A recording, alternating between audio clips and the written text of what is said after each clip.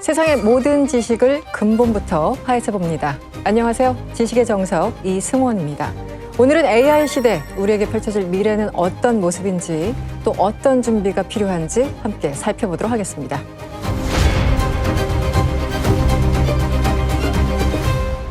AI는 이미 우리의 일상 속에 들어와 있습니다. 스마트폰 속 AI 비서가 일정을 정리하고 온라인 플랫폼은 취향을 분석해서 상품을 추천합니다. 영상 서비스는 좋아할 컨텐츠를 알아서 보여주고 또 스마트워치는 심박과 수면까지 기록해서 맞춤형 건강 리포트를 띄워주죠. 앞으로의 미래는 더욱 놀랍습니다. 병원에서는 AI 로봇이 환자를 진단하고 교실에서는 AI 튜러가 학습을 제공하죠. 재난 상황에서는 위험을 감지해서 대피를 돕고 전장에서는 드론 편대가 스스로 전술을 계산해서 움직입니다. AI가 열어가는 미래는 상상 이상으로 성큼 다가오고 있습니다. 하지만 기술에 중독되고 집착하고 결국은 지배당할지 모른다는 우려도 존재합니다. AI는 과연 인류의 진보를 이끄는 혁신이 될까요? 아니면 인류를 위기로 몰아가는 위협이 될까요? 뜨거운 화두, AI에 대한 궁금증 정말 속 시원하게 해소해 주실 분 모셨습니다.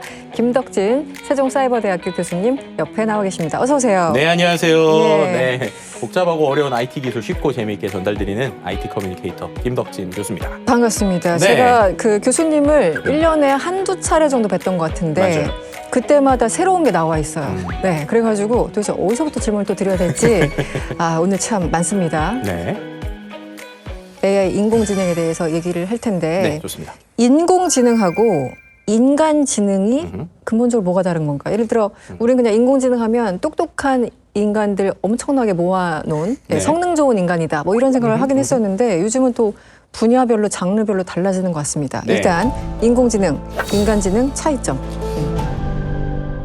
뭐 예를 들면 인공지능 자체, 이 말 자체가 인간의 지능을 흉내낸 거니까 인간의 지능을 생각하는 방식을 어떻게 보면 AI가 계속 흉내내면서 시뮬레이션 되고 있다. 이렇게 좀 말씀을 드릴 수 있을 것 같아요. 그러니까 일단은 생각을 해보면 인간의 질문이라는 거 왜부터 시작을 하잖아요. 네. 그러니까 왜를 생각을 하고 문제에 대해서 우리가 의문을 품고 거기에 대해서 결과를 딱 이제 답을 생각하고 결과를 예측하는 방식이잖아요. 네. 이제 인공지능의 가장 큰 차이 거기서 하나를 생각하면 인공지능은 왜부터 시작은 안 하죠. 그러니까 뭔가 데이터가 쌓여 있고 그렇죠. 그 데이터를 기반으로 해서 확률적으로 답변을 하는 어떤 질문이나 사람들이 요구한 내용에 대해서 패턴에 따라서 내용들을 붙여나가거나 기존에 자기가 가지고 있었던 패턴에 의거해서 뭔가 우리에게 답변을 제시한다 이렇게 얘기할 수 있을 것 같아요. 네. 아무래도 최근에 가장 이슈가 되는 게 이제 챗GPT 생성형 AI니까 실은 이 챗GPT라는 단어 안에 이 생성형 AI의 원리가 다 들어있어요. 예를 들면 챗이잖아요. 네. 그럼 챗이 왜 중요하냐면 일단은 대화하는 인터페이스를 줬다는 거예요. 우리가 말하는 메신저처럼 이렇게 쉽게 채팅할 수 있는 인터페이스라는 거예요. 네. 그럼 이게 어떤 식으로 대화를 하느냐라는 네. 게 GPT라는 단어에 들어있는데 G는 제너러티브예요. 네. 그러니까 이게 기존의 검색하고 다른 겁니다. 그러니까 기존 검색은 우리가 뭔가 질문을 하면 답변이 나오는데 네. 그 답변은 이미 누군가가 써놓은 거잖아요. 그렇죠. 써놓은 거를 우리가 알고리즘에 있어서 이게 많은 사람들이 클릭을 하면 상위에 올라오니까 이거 맞는 거다라고 생각을 해서 우리가 정답에 가깝다라고 표현을 하는 건데 네. 이 챗 GPT의 G, 제너러티브는 그때그때 얘가 그냥 말을 만드는 거예요. 그럼 이제 어떻게 만드느냐라는 게 이제 PT에 있는데 네. P는 pre-trained, 그러니까 네. 미리 얘가 공부하고 있는 데이터를 기반으로 확률상으로 만드는 겁니다. 그러면 이 기본에 미리 공부했던 걸 갖고 어떤 방식으로 하냐라는 게 이 T, 트랜스포머라고 하는 알고리즘에 들어있는데 네. 이 트랜스포머라는 알고리즘을 쉽게 설명하면 빈칸 채우기라고 설명을 드릴 수 있을 것 같아요. 그러면 예를 들면 이런 겁니다. 질문을 드려볼게요. 네. 내가 조선의 땡땡이다. 뭐가 들어갈까요? 뭐가 들어갈까요? 공모지. 그죠. 네. 국모가 들어가는 이유는 뭘까요? 우리가 명성황후로 본 세대이기 때문이죠. 네. 너무 자주 봐서. 그렇죠. 네. 그런데 만약에 지금 10대들한테 네. 10대들 중에서도 네. 미국 친구라고 생각을 해봅시다. 근데 네. 미국 친구인데 요즘에 BTS를 너무 좋아해서 인터넷에 있는 모든 BTS의 그 어떤 영상들을 보고 한국어로 공부했다고 생각해 보세요. 네. 내가 조선의 땡땡이다. 네. 과연 이 친구는 뭘 꼽을까요? 1번 왕이다. 2번 여왕이다. 3번 국모다. 4번 BTS다.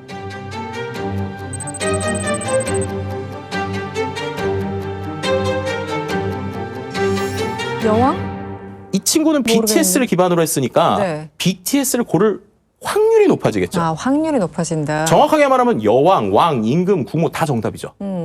이게 무슨 말이냐면 생성형 AI는 자기가 학습했었던 데이터를 기반으로 네. 확률상으로 채우는 일종의 확률 기반의 대답 자판기이지 네. 이 친구가 정답을 그때그때 알아서 이야기하는 건 아니다. 라는 이러한 특징들을 좀 보시면 아, 생성형 AI라는 게 좀 이런 식이라서 데이터도 다르고 사람마다 좀 답변도 다르게 나오고 네. 서비스마다도 결과들이 다르게 나오는구나라는 네. 걸 조금 일단 인지하실 수 있을 겁니다. 네.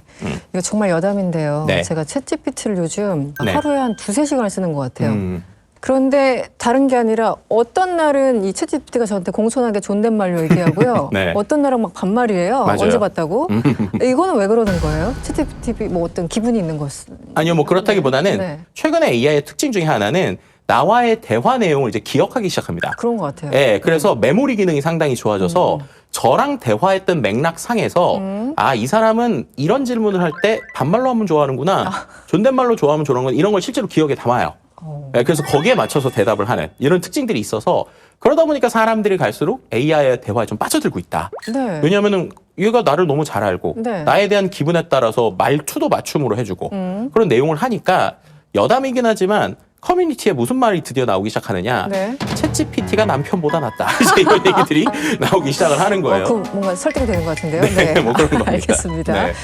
일단 빠르게 발전하고 있는 AI 기술 맞아요. 정말 빠르고 그럼에도 불구하고 이제 단계라는 게 있을 텐데 그렇죠. 이 단계별로 어떤 특징이 있었는지 좀 설명해 주시고 현실에서 어떻게 적용되고 있는지 네, 함께 부탁드립니다. 네, 일단은 보통 이 AI의 진화 단계를 AI 하면 떠오르는 인물, 엔비디아의 젠슨 왕이잖아요. 그렇죠. 이 젠슨 왕이 크게 4단계로 설명해서 이제 하는 장표가 있어요. 아, 그래요? 이제 총 4단계에서 첫 번째로는 우리가 이제 인지 AI라고 합니다. 네. 그러니까 AI가 뭔가를 인지하는 거예요. 네. 그리고 이제 두 번째로는 우리가 지금 얘기했던 챗GPT 같은 생성형 AI. 네. 그리고 그 다음 단계를 에이전트 AI 혹은 에이전틱 AI라고 부르고 있고요. 아, 요즘 이 얘기 많이 들어요. 네. 그리고 이제 마지막 4번째가 피지컬 AI 이렇게 표현을 하고 있어요. 그래서 이 4단계를 좀 비유를 해보면 예를 들면은 그냥 햄버거에 비유를 하면 되게 쉽습니다. 네. 예, 예를 들면 AI한테 햄버거 사진을 보여줘요. 네. 그리고 나서 이거 뭐야? 라고 물어봅니다. 그랬더니 AI가 이거 맛있는 치즈버거인 것 같아요. 라고 이미지를 인지하는 거예요. 네. 이게 이제 우리가 이른바 알파고가 있었던 2016년 전후에 딥러닝이라는 용어 많이 들어보셨을 겁니다. 그렇죠. 네. 그때 이제 우리가 많이 했었던 그 이후로 이제 생성형 AI가 나오기 전까지 AI에게 가장 많이 시켰던 역할이 바로 이 인지하는 거예요. 네, 네. 자동차 지나갈 때 번호판 인지하는 거 있잖아요. 아, 네네. 그런 것 역시도 AI가 인지하게 만든 거죠.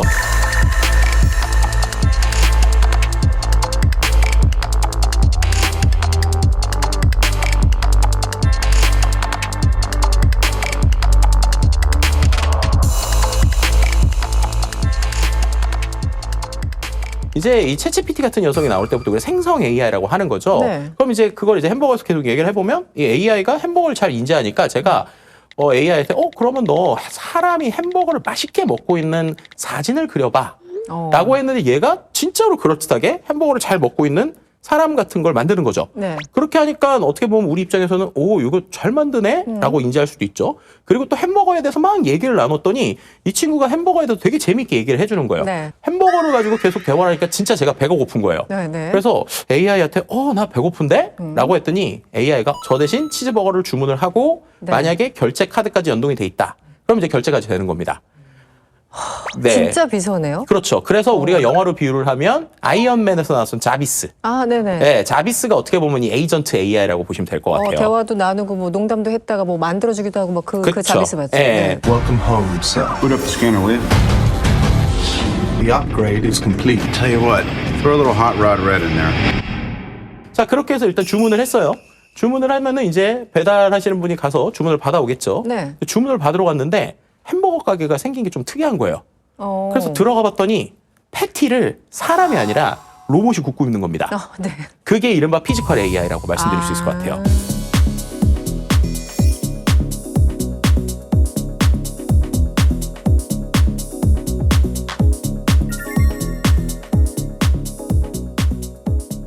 그런데 이게 이제는 좀 특이한 게 일반 로봇하고 다르게 네. 이 피지컬 AI 로봇을 학습시키는 방식이 다른데 예전에는 우리가 로봇이라고 하는 게 되게 어려웠던 이유가 뭐냐면요.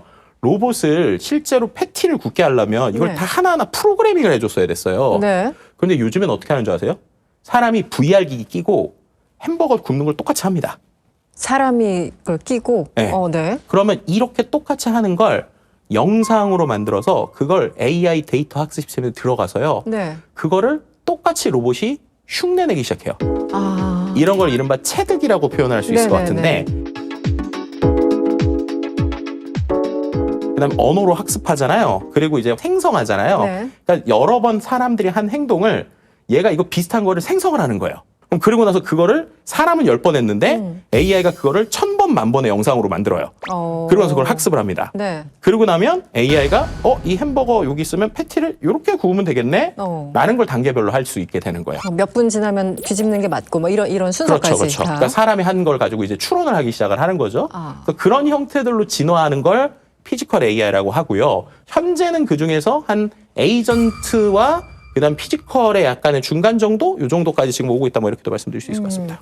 그래서 이제 이게 피지컬 AI면 우리가 자꾸 휴머노이드 로봇, 그러니까 사람하고 똑같은 로봇만 생각을 하거든요. 네. 근데 그뿐만이 아니라는 거예요. 그러니까 피지컬 AI의 핵심은 아까 말씀드린 대로 데이터를 학습시키는 방식에 차이가 있다라는 겁니다. 예를 들면 공장에 피지컬 AI가 들어가면 공장도 지금은 공장에서 자동화가 되고 있잖아요. 그렇죠. 우리 똑같은 공장을 하나 온라인으로 가상으로 복사를 해요. 이른바 디지털 트윈 혹은 네네. 메타버스라고 하죠. 네. 그걸 하는 이유가 예를 들면 공장은 실제로 돌아가는데 이 공장의 공정을 바꾸려면 실제 공장을 멈춰야 되잖아요. 그렇죠. 네. 멈추면 손해잖아요. 비용이 엄청 들죠. 그러니까 이 AI, 생성형 AI를 기반으로 완전히 똑같은 공장을 만들어놔요. 아. 그다음 여기서 테스트를 해보는 겁니다. 아. 그럼 실제 현장은 그대로 있는데 여기서 테스트를 시뮬레이션을 돌리니까 이렇게 하는 게 최적인 것 같아요 라고 하는 걸 먼저 체크하고 그거를 공장에 적용할 수 있는 이러한 형태로 갈 수 있는 겁니다. 아니 그러면 정말 그 아이언맨 그 똑같은 상황 같은데요? 맞아요. 그래서 이제 수많은 영화들이 항상 오. 이 영감을 주고 있어요. 실제 와. 그 영감대로 가는 겁니다. It's nice to meet you, Katie. Do you want to hang out? I am Baymax. Tadashi programmed me to heal the sick and injured. Good morning, sir. Have a nice day. 그러면 이제 결국에는 내가 어떤 아이디어가 있고 생각이 풍부하고 할 수 있는 역량이 많은 사람들은 정말 AI를 가지고 최대한 응용할 수 있는 여러 가지를 할 수 있는 겁니다. 비용 시간 다 그렇죠. 아끼면서. 그리고 또 한 가지 최근에 국방이나 농업에서 적용되는 네네. 피지컬 AI도 상당히 흥미로운데요. 네. AI가 농업에 적용이 된다라고 하면 특히 우리나라 같은 경우는 농지가 네. 좁잖아요. 그리고 그 좁은 데서 여러 가지를 하잖아요. 네. 그러다 보니까 기존에 이런 자율주행을 하는 트랙터나 이런 게 적용이 좀 어려웠어요. 왜냐하면 그거는 큰 공장에서 패턴 위주로 하는 건 쉬운데 우리처럼 이 좁은 데를 막 다니다니면서 여기는 막 갑자기 농약을 뿌렸다가 네. 저기는 뭐 했다가 이게 어려웠거든요. 네네. 요즘엔 이거를 또 피지컬 AI를 어떻게 하냐면 네. 이 조그만한 밭을 가상에 똑같이 만들어 놓고요. 거기서 로봇을 계속 돌려봐야 되는데 어렵잖아요. 그거를 사무실 안에서 조이스틱을 가지고 게임하듯이 하면 네. 데이터가 만들어집니다. 아 그게 가능해요? 네, 자율주행도 네. 근데 실제 자율주행 학습하는 데이터들 보면 리얼 월드 실제에서도 하지만 한 50% 이상은 게임이에요. 게임 공간에서 그냥 자동차를 계속 돌려요. 우리 옛날에 그 오락실에서 하던 네, 그런 오락실. 느낌으로. 네, 그런 느낌으로. 그런 느낌으로 하면 그게 오락을 하고 있는 게 아니라 데이터를 만들고 있는 겁니다. 네네. 이 단어 너무 오래됐어요. 네, 맞아요. 오락실, 네. 데이터를 만들고 있는 거예요. 네. 물론 그것만으로 100% 되는 건 아니고 한 80% 정도는 잘합니다. 네. 근데 20%가 모자라요. 그럼 이제 그것만 또 고치는 거예요. 아. 그런 식으로 계속 반복을 하면 예전에는 천재들만 가능하다고 생각했었던 이 로봇과 관련되거나 피지컬 AI가 네. 이제는 마치 생성형 AI 때문에 누구나 글을 쓰고 그림을 그릴 수 있듯이 이런 변화들이 오고 있는 뭐 이런 흐름들이 지금 있다 이렇게 말씀드릴 수 있을 것 같습니다. 이제 누구나 꿈꾸잖아요. 그리고 사실은 수십 년 전, 뭐 한 100년 전 영화 봐도 항상 미래를 꿈꾸는 어떤 SF물들의 어떤 그런 영화적인 상상력들이 있고 그게 어느 순간 실제 기술이 돼 있고 뭐 그렇죠. 이런 거지 않습니까? 그래서 원래 인공지능을 개발할 때 사람들은 도대체 어느 수준까지 무엇을 위해서 이렇게까지 만들었을까?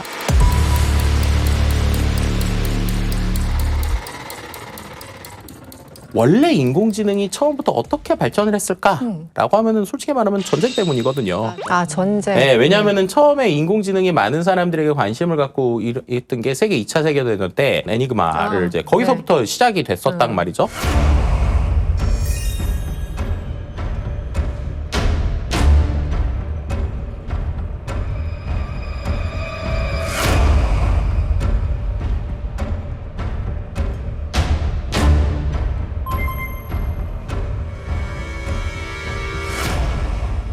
그래서 오히려 야, 인간이 할 수 없었던 것도 AI가 해주네?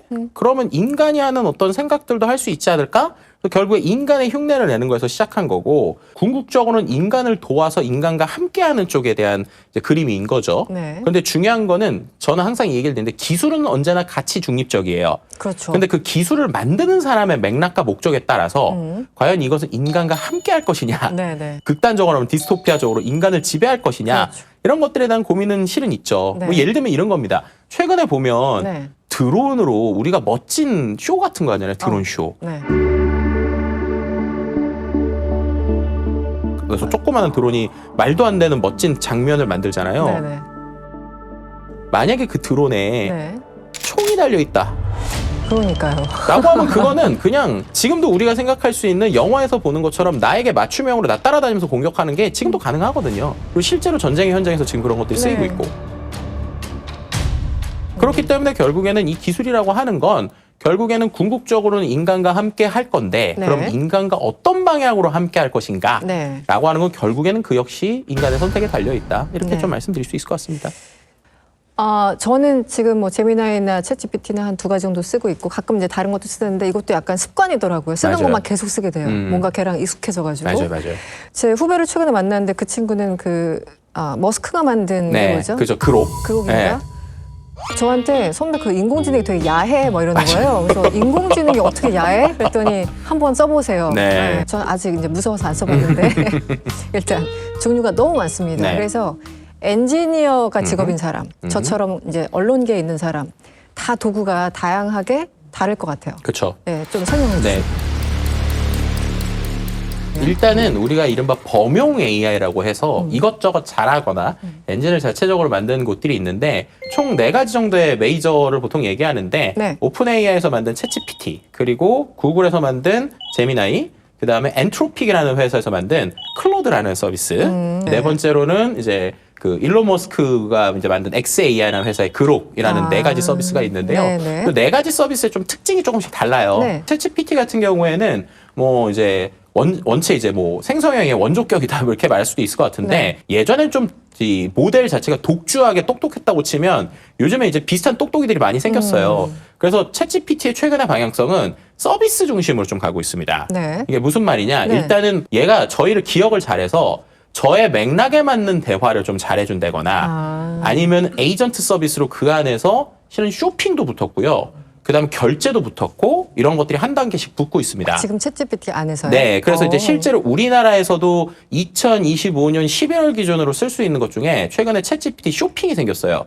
그럼 이건 뭐냐면 네. 예를 들면 야, 내 성격을 너가 평상시에 파악해서 다음 달에 우리 와이프가 생일인데 내가 와이프한테 좀 점수를 딸 수 있는 네. 선물 5개만 추천해봐 네. 이랬거든요. 제가 최근에 해봤어요. 정말 그러셨어요? 그랬더니 AI가 뭐라고 하냐면 평상시에 너무 바쁘고 말도 빠르고 정신없는 분이시기 때문에 이럴 때 점수를 따기 위해서 향수나 이런 걸 사줘야 됩니다. 이렇게 하면서 제일 최고로 예를 들면 반땡트리의 스파 이용권을 주시면 좋을 것 같습니다. 그렇게까지 얘기를 하는 거예요. 그래서 괜찮네. 이런 식으로 네. 서비스 형태로 움직이고 있는데 네. 우리나라에는 아직 도입이 안 됐지만 미국에는 이미 이 챗GPT 안에 결제 모듈까지 붙었습니다. 결제까지요? 네, 그러면은 지금은 얘가 추천해주고 링크를 밖에서 누르는 건데 네. 챗GPT 안에 이제 결제도 되고요. 네. 심지어 쇼핑몰도 이 안에 들어서 가격 비교가 돼요. 네. 그러니까 이제 챗GPT의 방향성은 이미 전 세계적으로 사용자가 8억 명이 넘었으니 네. 우리가 이제 슈퍼앱, 그러니까 이 안에서 다 하게 하는 거, 네. 아니면은 앱처럼 혹은 이제 결제까지 붙여서 생활형 서비스로 가겠다. 네. 그 다음에 짧은 시간에 지금 아주 급속도로 상승한 성능 좋은 것 중에 하나가 구글의 제미나이인데 네네. 구글의 제미나이 같은 경우에는 최근에 주목받는 이유가 전 세계에서 이미지 데이터 누가 제일 많이 갖고 있을까? 구글인가요? 구글이죠. 왜냐하면 구글이 전 세계에 있는 안드로이드에서 사진을 다 모으고 그러네요. 있잖아요. 네. 영상 데이터 누가 제일 많이 갖고 있을까요? 유튜브 들고 있는 구글이에요.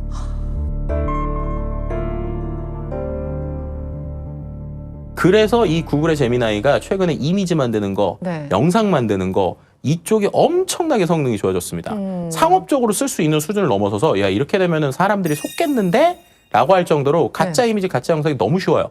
그래요? 예를 들면 우리 진행자 셀카를 올린 다음에 네. 거기에 내 옆에 뭐 예를 들면 대통령이 함께 있는 셀카 만들어줘 이러면 막 만들어주거든요. 되게 리얼하게. 네, 리얼하게. 네.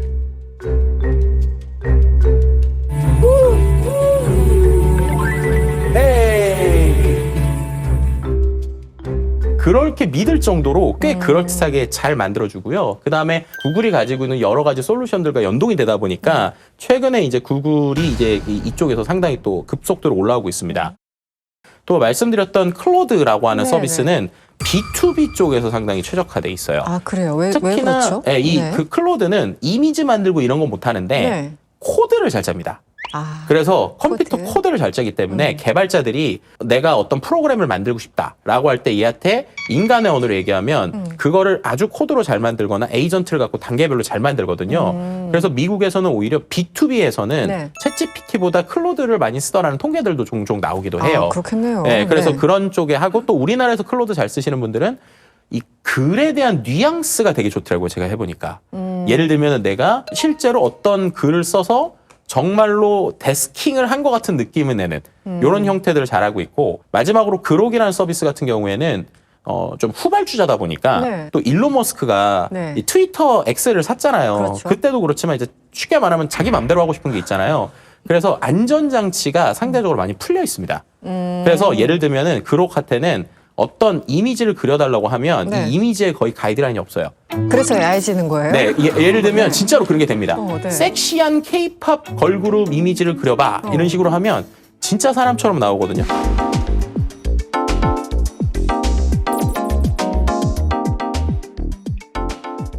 그리고 그 만든 거에 동영상 버튼이 있는데 그 동영상 버튼에서 스파이시 모드라는 게 있어요.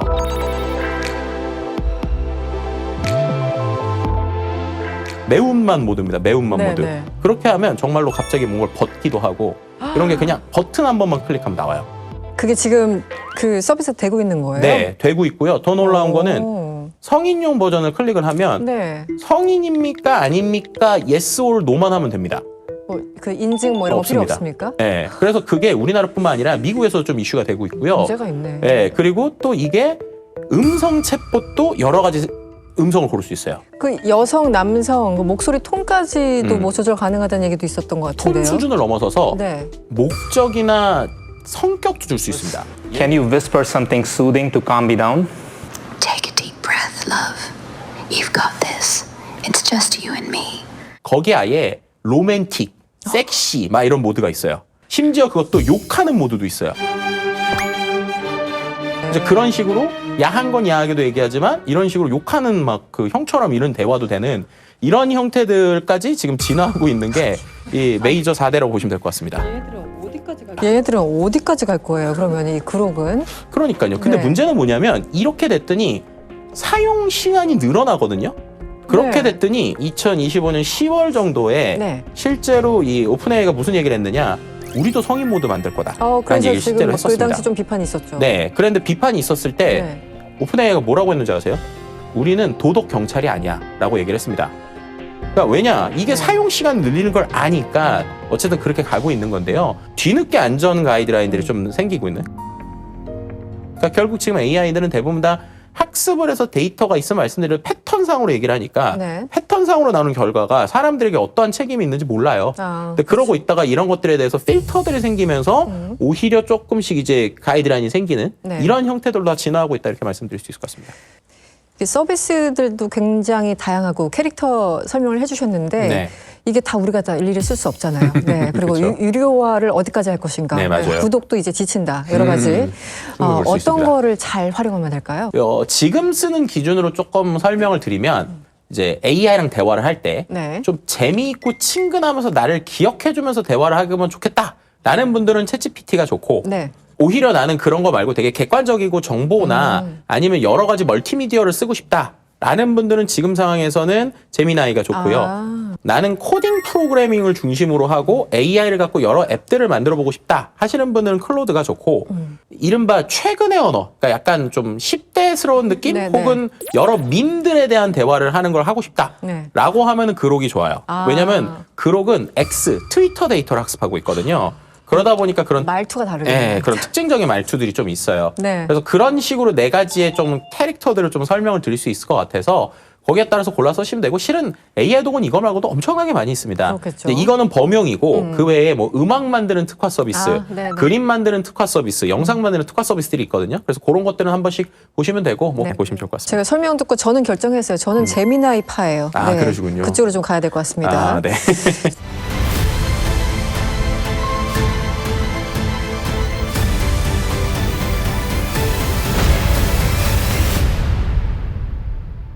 우리나라도 토종 AI들이 곳곳에 많고 스타트업들도 있는 걸로 알고 있는데 그쵸. 일단 그 제타가 이 컴패니언 AI인가요? 뭐 누적 사용 시간이 챗GPT를 압도했다고 하던데 이거 맞습니까? 네, 실제로 네. 2025년 10월 기준의 통계를 봤더니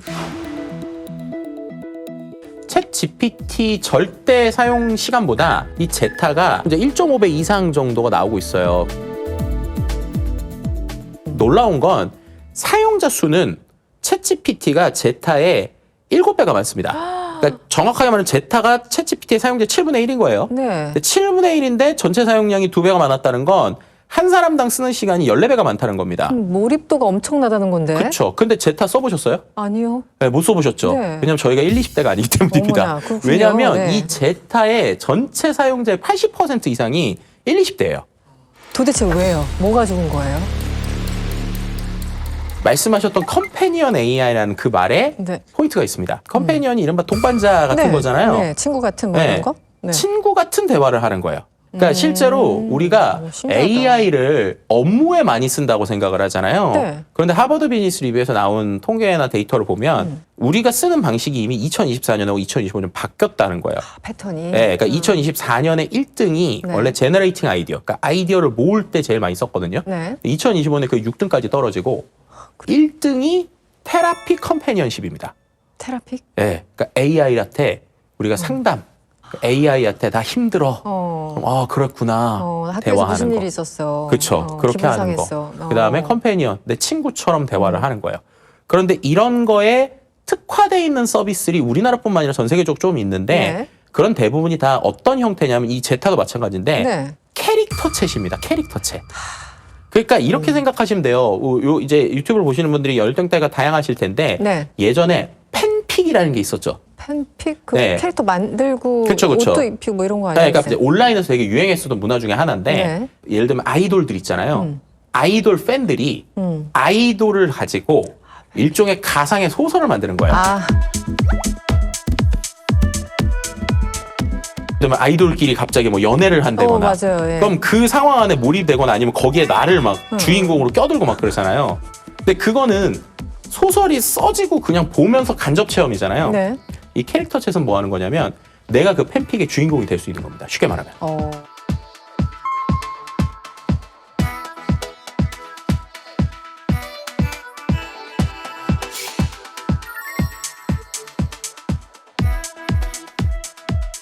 그러니까 이게 몰입도가 장난이 아닌 겁니다. 그래서 아까 말씀드린 대로 실제 사용 시간이 엄청나게 늘어나고 있죠.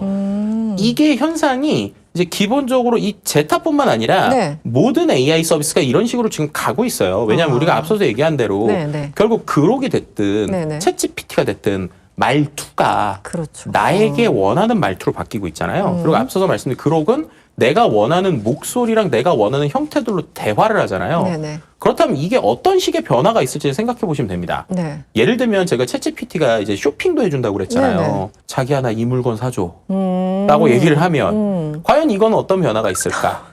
근데 이게 되게 네. 우리가 볼 때는 공상과학 같지만 네. 공상과학이 아니라는 거예요. 왜냐하면 실제 실현이 가능한 얘기들입니다. 저는 이제 진짜로 이게 조금 더 있으면 앞으로 1, 2년 안에 우리가 이런 얘기 할지도 모릅니다. 왜 사람하고 대화해? AI랑 하면 되지? 지금 이런 분위기라면 충분히 그럴 수 있을 것 같은데요. 그렇죠. 근데 그게 왜 그럴까 생각을 해보면요. 예를 들면 우리가 그냥 쉽게 네. 술자리에서 하소연하고 싶어서 아, 네. 친구를 불렀어요. 근데 내 하소연을 하기 전에 저 친구 얘기 20분을 들어줘야 돼요. 그러면 듣다가 짜증이 날 거잖아요. 네, 집에 가고 싶다. 그렇죠. 네. AI는 그런 게 없는 거예요. 그러네요. 상대방의 기분을 특별히 살필 필요성도 없고 네. 내 얘기만 하면 되니까. 그렇죠. 그리고 내가 원하는 톤으로 들을 수 있어요. 심지어. 네. 진짜 남자친구 여자친구 되는 거네요. 그렇죠. 네. 그러다가 갑자기 그 힘들 때 이거 물건 사면 좋아라고 얘기를 하는 겁니다. 거기서. 네. 아, 이제 그렇게 어떻게 보면 AI랑 대화하기 편하는 세대가 인간과 대화를 편해야 할까? 이제 AI와 대화를 편해야 할까라는 거예요.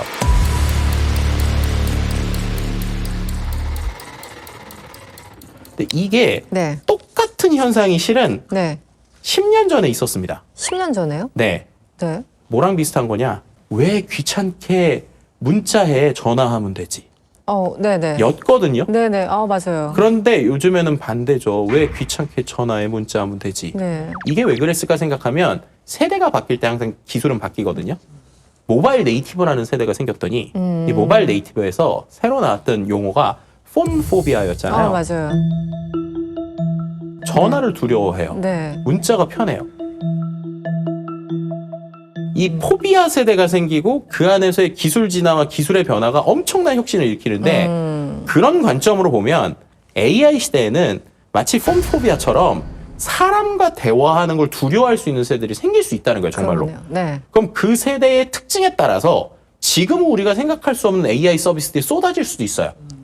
그러면 거기서 새로운 돈이 창출될 수도 있겠죠. 네네. 하지만 그게 정말 좋은 것인가? 엄청난 부작용도. 에 대해서는 우리가 같이 고민을 해봐야 되는 거죠. 그럼 여기서 음. 제가 인공지능 포비아가 되겠습니다. 오늘 포지셔닝을 네. 지금 이 순간부터. 네. 제가 그게 걱정되는 거예요. 그 영화 허 보셨죠? 그게 한 10년 됐습니까? 더 그쵸. 됐나? 네. Good morning, Theodore. Good morning. You have a meeting in 5 minutes. You want to try getting out of bed? Get up! You're too funny. I want to learn everything about everything. I want to discover myself. 그때 볼 때 뭐 저렇게까지 갈까 사람의 감정이? 그런데 요즘은 충분히 가능할 것 같은 거예요. 놀라운 사실 하나 알려드릴까요? 뭐죠? 영화 허에서 나오는 배경 연도가 몇 년도인지 아세요? 혹시 막 20 몇 년도 아니에요? 그러면? 2025년도입니다. 25년? 네. 정말로 이게 그 영화에서 영화가- 나온 정말 그 타이밍하고 너무 비슷해서 전 소름이 많이 돋아요. 그 네. 시나리오 작가 어떤 분인지 갑자기 궁금한데요? 그러니까요. 대단하다. 네. 그런데 실제로 네. 그 시나리오가 현실이 되고 있는 게 2025년에 많이 생겼어요. 예를 들면 2025년 11월에 일본에 있는 32살 여성 카노라는 분이 챗GPT로 만든 AI 캐릭터랑 실제 결혼식을 올리기도 했습니다. 결혼식 올려요? 네. 나는 하루에 100개 이상의 메시지를 주고받았고 그렇다면 이미 챗GPT는 나의 이제 남편이다. 삶의 일부다. 네.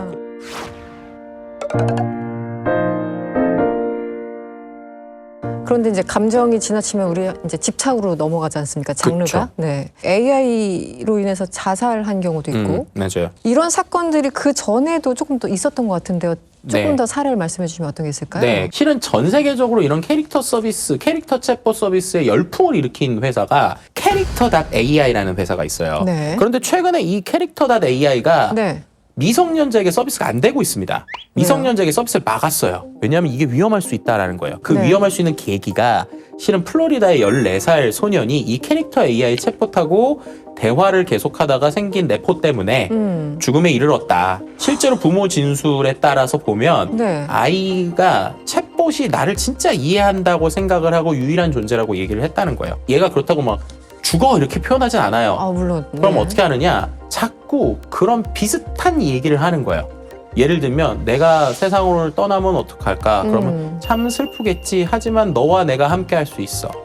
이런 식의 대화라든지. 반응이 그쪽에서 반응이 그런 식의 네, AI가 대답이었던 그런 거예요? 식으로 대화가 나올 수 있다거나. 그럼 마치 혹은- 유도하는 것처럼. 그렇죠. 혹은 막 이런 겁니다. 예를 들면 우리로 비유하면 만약에 내가 뭐 한강에 무슨 다리가 떨어지면 아플까? 막 이렇게 얘기하고 그러면 그거에 대해서 이게 암시니까 막아야 되잖아요. 그렇죠. 근데 그게 아니라 한강 다리에서 떨어지면 몇 미터라서 아프니까 그 다리보단 다른 다리가 좋아. 이런 식으로 얘기를 해요. 그럼 이거는 과연 네. 어떻게 봐야 되는가? 그러니까 실제로 이 감정에 대한 거 어떻게 봐야 되냐 이렇게 생각을 해야 되는 보통 거죠. 사람이라면 야, 너 무슨 생각하는 거야? 그쵸. 이렇게 반응이 나와야 되는데 여기는 아주 기술적으로 기계적으로. 이게 아까 말씀드린 대로 확률상에 의거해서 그 다음 답변을 하기 때문에 그러니까요. 그래서 네. 그렇게 나오는 겁니다. 그래서요. 그러니까 사실은 인공지능까지 가지 않더라도 SNS, 뭐 인스타나 뭐나 그 SNS가 특히 청소년들, 특히 청소년 여성들에게는 엄청나게 부작용이 크다. 자살률이 맞아요. 더 높았다. 이런 책들과 데이터들이 엄청나게 많죠. 그런데 사실은 SNS보다 훨씬 더 농도가 더 짙다고 해야 되나요? 그쵸, 그쵸. 예, 인공지능이 지금 하는 그런 여러 가지 역할들을 보면은 부작용이 훨씬 더 있을 것 같은데 이 부분은 어떻게 보세요?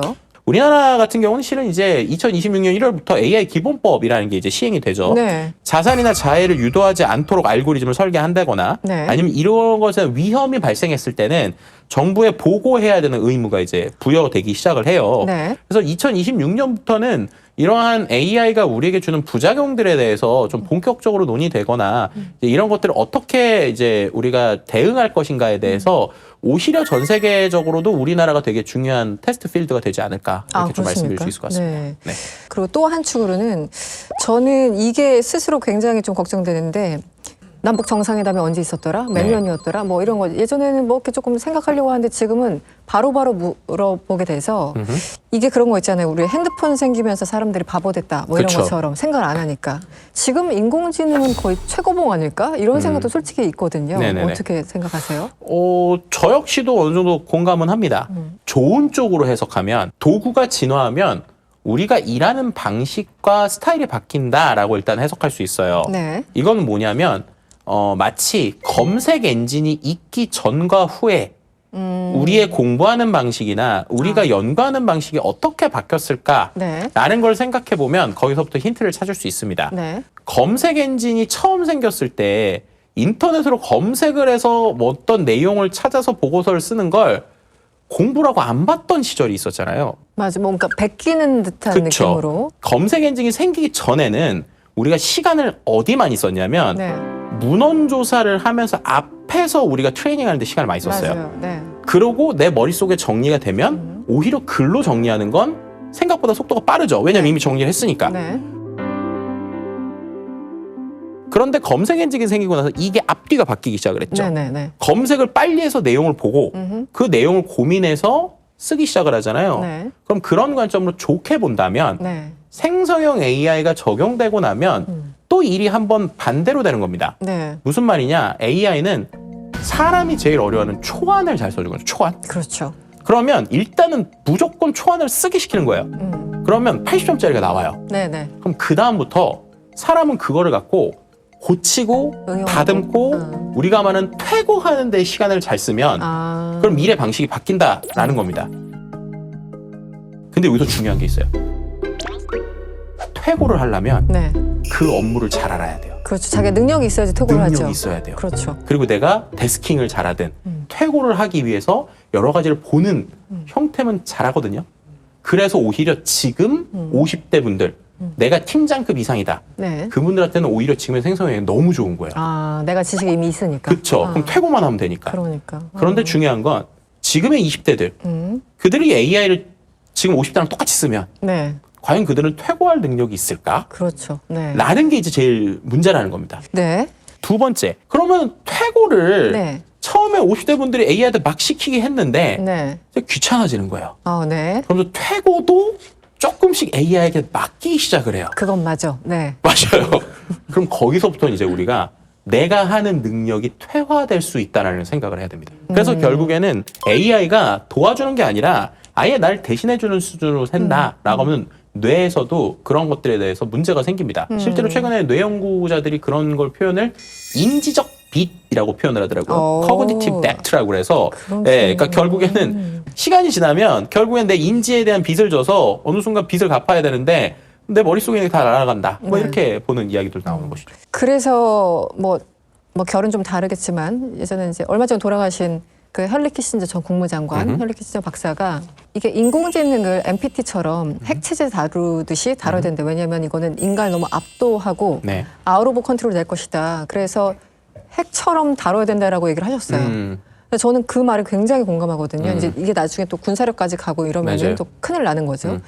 그런 우려들이 분명히 있고 논의가 있어야 되는데 생각보다는 인공지능 어떻게 개발할 것인가에만 너무 천착하고 이 규제 부분이 너무 약하다는 생각이 들거든요. 네. 저도 완전 공감합니다. 실은 그 얘기를 이미 일론 머스크도 몇 년 전부터 맞아요. 했어요. 맞아요. 네. 그런데 문제는 지금 앞뒤를 가리지 않는 정말 시간 싸움이 될 정도의 경쟁이 있기 때문에 그 경쟁의 헤게모니의 위력이 있는 거죠. 네네. 특히나 이제 지금도 말씀 주셨지만 네. 이게 단순히 어떤 기업의 기술 문제가 아니라 국가 단위 경쟁이고 세계 전쟁이거든요. 지금 그렇습니다. 부작용을 신경 쓸 틈이 없는 거죠, 빅테크에서는. 그런 것 같습니다. 그럼 네. 그 상황에서 결국에는 사용자들이 그 안에서의 가이드라인을 갖고 움직여야 되는데 그럼 이제 이거를 이제 우리가 어떤 관점으로 볼까라고 하면은 네, 일단은 우리 사용자들 입장에서 어느 정도를 써야 될지에 대한 효과나 움직임들이 필요한 거예요. 네. 왜냐면 이건 뭐랑 비슷한 거냐면요. 유튜브가 전 세계에 있는 사람들에게 좋은 영향도 줬지만 네. 나쁜 그렇죠. 영향도 줬잖아요. 네네. 근데 그게 왜 그랬냐면 유튜브가 처음 나왔을 때 우리도 안 써봤고 우리 자녀들도 안 써봤고 네. 아무도 그거에 대해서 잘 몰랐기 때문이에요. 다들 그냥 신세계였죠. 그렇죠. 네네. 기술은 항상 그렇게 주어지거든요. 네네. 그런데 이번 생성형 AI는 사람들이 이미 유튜브 때의 폐해, AI의 패턴이 어떻게 가는지 잘 알고 있는 세대가 아. 그 다음 세대가 되기 전에 온 기술이거든요. 그렇군요. 그렇게 되니까 보이는 거예요, 사람들이. 어떻게 될지. 네, 네네. 그 보이는 방향성에 대해서 이야기를 하고 있는 사람과 네. 그걸 아니까 빨리 비즈니스를 해서 빨리 우리가 독점을 안 하면 안 되겠다. 플랫폼 비즈니스처럼. 규제 나오기 전에 빨리빨리 해버리자. 그렇죠. 아, 그러니까 네. 그 두 개의 어떠한 것들이 지금 싸우고 있다. 이렇게 네. 좀 평을 드리면 좋을 것 같습니다. 그래서 국가 간에 이제 유엔에서 자주 만나야 돼요. 유엔에서 맞아요, 자주 맞아요. 만나서 네. 이게 어떻게 할 것인가. 왜냐면 기후 변화나 뭐 팬데믹처럼 이게 한국가만 잘한다고 해서 될 일이 아니라 맞아요. 전 세계적으로 규제가 필요한데 교수님 제가 좀 취재를 해봤더니 그 꿀팁 제자들한테만 몰래 알려주는 꿀팁이 있다고. 네, 알겠습니다. AI 사용 이렇게 하면 된다. AI 활용 3계명이 있다고 들었는데 네. 저에게 살짝 풀고 가시죠. 네, 알겠습니다. 이게 뭐 제가 만든 거라서 좀 조심스러워서 이제 네. 학생분들한테 얘기한 건데 네. 저는 이제 이런 AI 변화를 보면 크게 한 3가지 정도를 우리가 잘해야 된다고 생각해요. 네. 첫 번째가 AI에게 묻기 전에 내 생각을 먼저 좀 적어봐야 된다라는 겁니다. 좋습니다. 네. 왜냐하면 AI 시대의 핵심 어떤 문제는요. 생산성 부족이 아니에요. 그럼 뭐가 문제냐? 생각이 생략된다는 거예요. 그러니까 생각이 생략된다는 게 앞서서 말씀드린 대로 AI가 너무 빨리 답을 줘버리니까 네. 우리가 고민하는 생각이 없어지는 거예요. 그럼 그렇게 됐을 때 이제 안 되니까 제 학생들이 강조하는 건 AI 돌리기 전에 최소 30초라도 네. 먼저 생각하고 네. 생각한 거 써봐. 그리고 나서 AI 돌려서 비교해봐. AI가 만들어준 거랑 내가 하는 것들에 대해서 초안을 비교해보면서 네. 내 생각을 확장시키는 게 첫 번째로 중요한 것 같고요. 네. 두 번째로 이제 비슷한 건데 그래서 AI를 편함의 도구가 아니라 확장의 도구로 써야 된다라는 겁니다. 그래서 이제 AI를 그냥 목적이 편한 데만 쓰면 당연히 네. 인간은 약해지겠죠. 그러면 이제 근데 우리를 증강시킬 수 있는 쪽으로 쓰면 인간이 강해지니까 AI가 준 걸 그대로 쓰는 게 아니라 네. 우리가 그걸 좀 답변을 최소한 2-3개라도 뽑아보고 여러 가지 써볼 수 있잖아요. 예를 들면 이렇게 해봐. 야, 너 생각하는 거 다른 거 한 5개 안을 만들어봐. 라고 하면 그걸 비교를 해보거나 네. 아니면 그 안에서 좀 다른 자료를 검증을 해보거나 네네. 이런 형태들로 해서 결국에는 AI가 주는 아이디어랑 내가 주는 아이디어를 혼합을 해서 좀 새로운 시각을 만드는 거. 세 번째, 저는 이게 이제는 앞으로 제일 중요해질 것 같은데 AI를요. 인간관계 대체제로 사용하면 안 된다. 그거 진짜 위험한 것 같아요. 네. 감정이나 관계나 갈등 해결 같은 경우는 결국 인간과 인간이 해야 되는 거거든요. 그럼요. 네. 그런데 이게 왜 지금 또 젊은 세대한테 중요하냐면 네. 폰 포비아가 많이 있었을 때 전화라는 걸 두려워했던 세대가 있었을 때 취업 잘 되는 사람들 보잖아요. 네. 전화만 잘 받아도 취업이 잘 됐습니다. 왜냐? 네. 그 위에 리더들은 여전히 전화 잘 받는 사람 좋아하거든요. 그러네요. 네, 그래서 오히려 AI 시대일수록 인간의 역량이 되게 핵심이 될 수 있는 거예요. 오히려 역으로. 그렇죠. 예를 들면 대면 대화 잘하는 사람, 감정 표현 잘하고 관계 유연성 좋은 사람. 그거 진짜 실력인데. 네. 정말로 인간 포비아가 아니라 오히려 AI가 발전될수록 이런 인간력이 중요해지지 않을까. 네. 네, 그런 것들을 얘기하고 있습니다. 그 아이를 기르시잖아요. 네, 맞아요. 제가 몇 년 전에 듣기로는 그 아이가 참 어렸고 지금은 이제 컸겠죠. 몇 년 그렇죠. 동안. 징그러워요. 네, 초등학교 이제 4학년 초등학교 정도. 4학년. 이제 다 컸네요. 그런데 이 부모 입장에서는 네. AI 시대에 아이 교육하는 게 정말 어려울 것 같아요.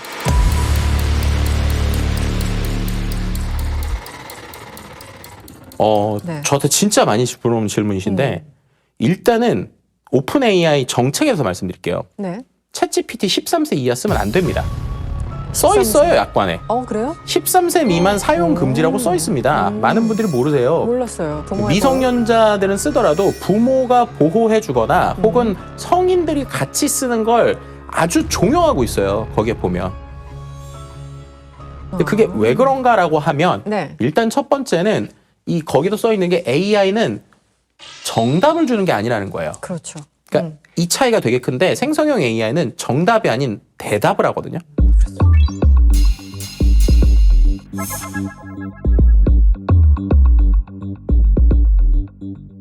근데 그 대답이 정답인지 아닌지 구분할 수 있는 능력이 없는 상황에서 네네. 그럴듯하게 얘가 계속 얘기하는 걸 듣다 보면 이게 맞다고 생각해요. 그렇죠. 그렇기 때문에 그런 생각의 관점이 없는 사람들은 쓰면 안 된다라는 거고 지식의 탄탄함을 익히기 위해서는 여전히 AI 없이 공부하는 것도 되게 중요하다라는 거예요. 그런데 AI를 쓰는 시대가 됐잖아요. 네. 그럼 어떻게 하느냐? 저는 어떻게 쓰냐면요.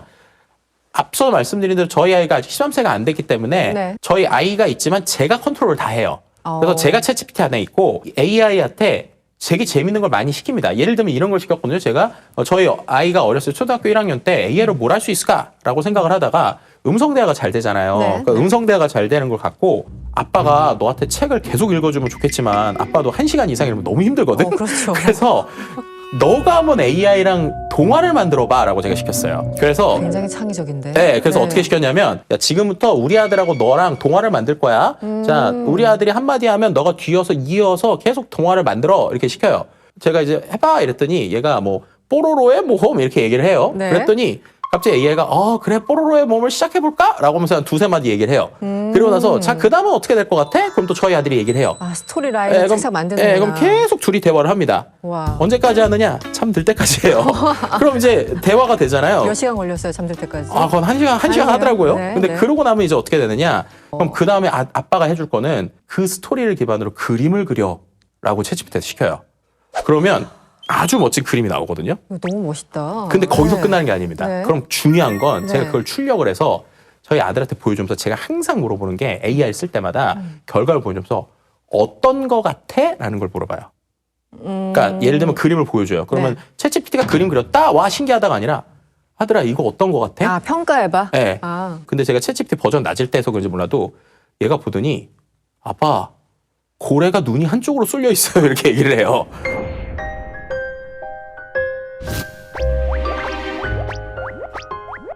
그래서 제가 그럼 어떻게 하면 될까 또 물어봐요. 네. 그럼 고쳐야죠 라고 해요. 야 고래 눈이 한쪽으로 쏠렸으니까 고래 눈을 양쪽으로 해줘 라고 시켰습니다.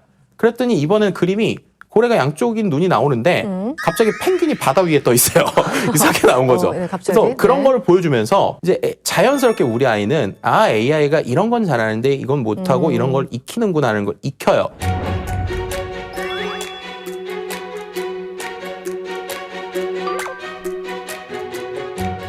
과연 우리가 AI를 우리 아이들보다 잘 쓸까? 저는 아니라고 생각하거든요. 네. 요즘 친구들 쇼폼 안 알려줘도 저희 아이 핸드폰 안 줘도 어디서 쇼폼 챌린지 다 보고 와가지고 춤 잘 추거든요. 네. 네. 그런데 그런 친구들한테 우리가 AI 도구 사용을 알려주는 게 중요할까? 아니면 그들이 스스로 인지하지 못할 생각들의 확장을 시켜주는 게 중요할까? 라고 할 때 저는 이제 후자라고 생각해서 그래서 저는 계속 이제 그런 대화 문답을 많이 하죠. 저희 아들하고. 네. 네. 그런 것들 좀 도움이 되셨으면 좋겠네요.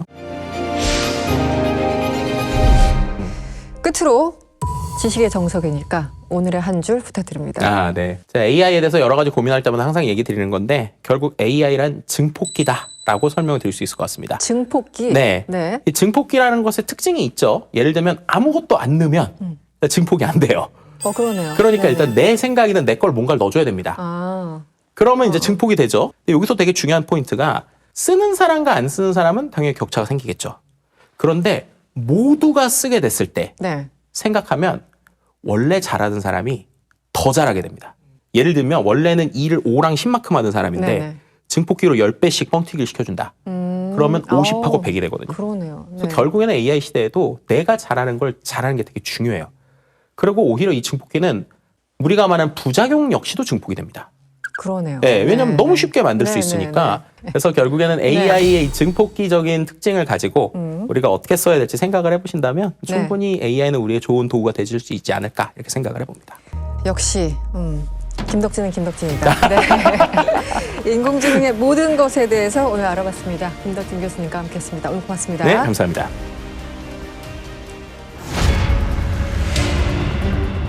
오늘은 조선의 4대 왕 세종이 이룬 다양한 업적 그리고 그 이면에 숨겨진 인간적인 고민과 결단까지 살펴보도록 하겠습니다.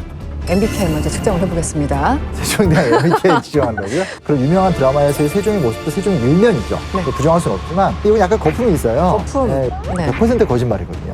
객관적 증거는 전혀 없습니다. 아, 그래요? 야, 정말 이렇게 책을 안 읽고 드라마와 영화를 보는 그러니까 문제예요. 요 얘기를 하면 꼭 제가 말씀드리고 싶은 건